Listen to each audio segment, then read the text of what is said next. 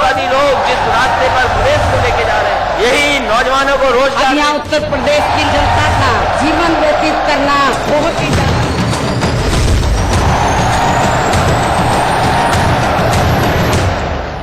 नेता लगे दिखाए तो किस्सा कुर्सी का, रोटी नमक जो खाए तो किस्सा कुर्सी का। अरे नेता लगे दिखाए तो किस्सा कुर्सी का, रोटी नमक जो खाए तो किस्सा कुर्सी का। 5 साल तक तो आए नहीं नजर, हर माथे आवा चुनाव तो लिए लागे खबर। हर करे जो है लोग आए तो किस्सा कुर्सी का, नेता लगे दिखाए तो किस्सा कुर्सी का। हर नेता लगे दिखाए तो किस्सा कुर्सी का, नेता लगे दिखाए तो किस्सा कुर्सी का।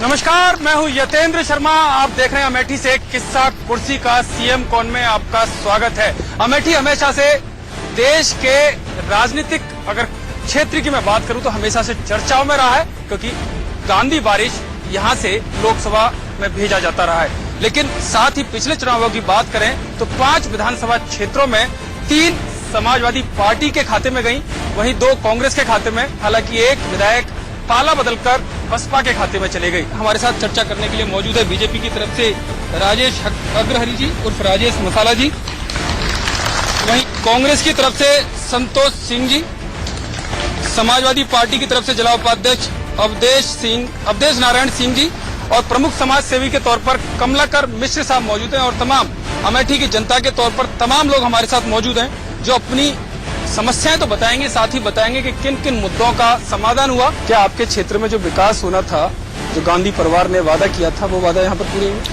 यहाँ जो कुछ भी हुआ है सिर्फ कांग्रेस ने ही किया है। जो कुछ भी आपको देखने को मिलेगा कांग्रेस ने ही किया है। हाँ, 27 साल से हम सरकार में जरूर नहीं रहे यूपी में। यूपी की तमाम सरकारें आई गई, जिसमें भाजपा की भी थी, सपा की, बसपा की भी। इन लोगों ने शायद कोऑर्डिनेट हम लोगों को ढंग से हमको सहयोग नहीं दिया। हो सकता है उसमें कहीं कोई कमी अगर दिख जाए तो दिख जाए, वरना इसके अलावा जो भी लोग यहाँ आए उन्होंने कभी विकास के नाम पे अमेठी का शोषण ही किया है और कोई काम नहीं। ठीक है, जितने विकास की बातें कर रहे हैं कांग्रेस के शासन में हुआ है, जितना ही गिना रहे हैं। आपने क्या किया? पहले जब यहाँ पर राजीव गांधी यहाँ से सांसद होते रहे, प्रधानमंत्री होते रहे, तब तो काम हुआ। उसके बाद से जब हमारे राहुल गांधी जी आए तो उन्होंने क्षेत्र को समय कम दिया, काम भी कम हुआ है। जो भी काम हुआ है, ये 5 वर्ष का जो हमारा कार्यकाल है समाजवादी पार्टी का, सर्वाधिक काम इस पीरियड में हुआ है। चूंकि हमारी सरकार का मुख्य एजेंडा कि नेताजी का जो एक नारा था कि रोटी कपड़ा सस्ती हो, दवा पढ़ाई मुफ्ती हो, इससे आगे नेताजी से मुक्त हो गई पार्टी। अब तो आगे की बात नेताजी के आशीर्वाद से हम आगे बढ़ रहे हैं। आपने क्या दिया मोदी सरकार में, कितने अच्छे दिन आए?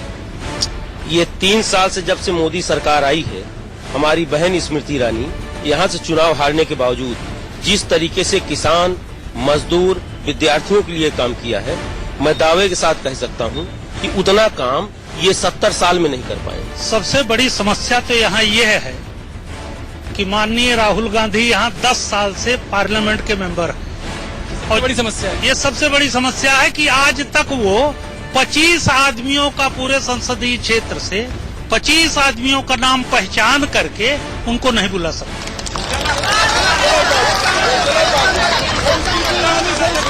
अरे बाप कहिए। ये सवाल इनकी स्मृति ईरानी से पूछा जाए। यहाँ पे 12 मतलब ये मान के चलिए कि 7 रुपए में धान किसानों ने खरीदा अपना बेचा है। जो है इनसे पूछा जाए भाजपा वालों से कि नोटबंदी करके इन्होंने जो है किसान का रेट बता दिया कि जो है 12 रुपए किलो धान है। किसानों ने मजबूरी में 7 रुपए किलो में अपना धान बेच दिया। यहाँ किसानों का धान नहीं बिक रहा है। ये जिम्मेदारी राज्य सरकार की है। भी जो बताए हमारे मित्र समाजवादी के प्रवक्ता कि 20,000 लोगों को हमने नौकरी दे दिया। किसानों का एक कोई किसान नहीं कह सकता है केवल सपा के लोगों का धान बिका है। इन्होंने कहा 20,000 लोगों को इन्होंने रोजगार दिया। तो जानते हैं किस लिए रोजगार दिया? स्मैक बिचवाने का। प्रमुख समाज सेवी के तौर पर आप यहाँ पर हैं, ईमानदारी से बताइए कुछ काम हुए हैं? जो काम चाहे कांग्रेस वाले दावा कर रहे हैं और सपा वाले, अगर ईमानदारी से वो काम हुए होते तो ये दशा, ये दिशा यहाँ पर होती? हाँ, लेकिन ये है कि काम तो कुछ हुआ ही। शुरू में जैसे अभी बता रहे थे राजू जी थे, काम तो कुछ होता ही है, हर जगह भी होता है। वो कितना भी भ्रष्ट आदमी हो, वो भी कुछ ना कुछ काम करता ही है। लेकिन जितने सालों में, हाँ वही, जो विकास होना चाहिए वो विकास सही रूप में नहीं हो पाया। शिक्षा के क्षेत्र में भी अभी पिछड़ा हुआ है हमारा क्षेत्र। बाप बेटी की लड़ाई की तरह आप जनता को बेवकूफ बनाओगे तो फिर आपको बाहर जाना पड़ेगा। ये काम बीजेपी वाले करते हैं, झूठ बोलते हैं। हमारा जो घोषणा पत्र था पिछला, हमने 90% उसका जो है पूरा किया है।